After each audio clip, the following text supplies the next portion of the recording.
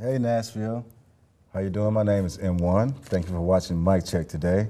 As you know, here on Mic Check, if you've been watching the show, that we like to share information that's very important and pertaining to the community in Nashville.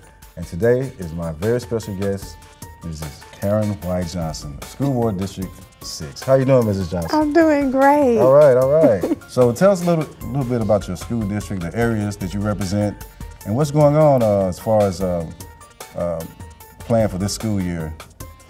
Well, I want to first say thank you, Mike, for having me on your show. I'm very excited. Thank you for coming. I appreciate it. And District 6 covers the southeast quadrant of Davidson County, and that includes the Antioch, Una, Priest Lake, Cane Ridge area of Davidson County. Okay, so how long have you been serving on the school board?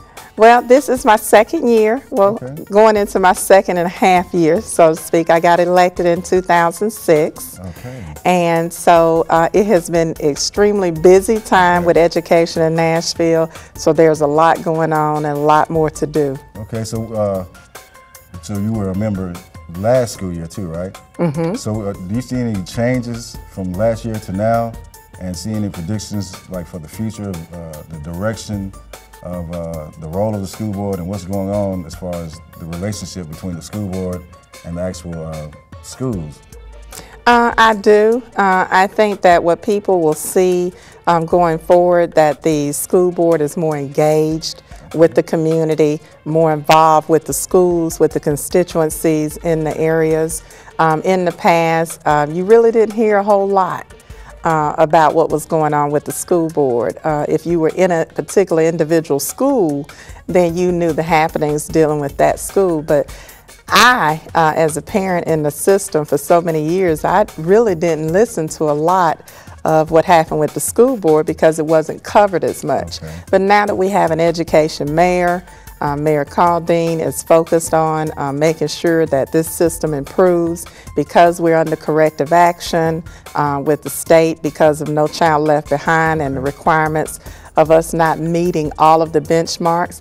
And a lot of people have it wrong that we're a failing system because we've met 97.5% of our benchmarks under No Child Left Behind. So. Okay, with this No Child Left Behind, so the schools that fail to meet these standards, they get additional funding? They do. To help them achieve? They do, and they also get what they call supplemental educational services, SES services.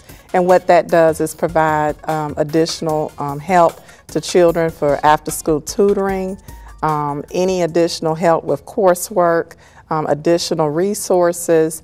So there's additional support from the federal level that's brought in to help try to improve the educational outcomes. Okay, on the flip side of that, once the school in question, once they achieve the status, do they still receive the funding, or is it like reduced? Because I've read somewhere where a school was failing to meet the expectations of No Child Left Behind, and they were receiving this funding, and the following testing session or whatever, they passed the qualifications and the funding was removed. I mean, is that how it goes? That is how it goes, so, unfortunately. What are schools doing to maintain that the status? That's where the relationship with the school board member and the community and the Metro Council comes into play.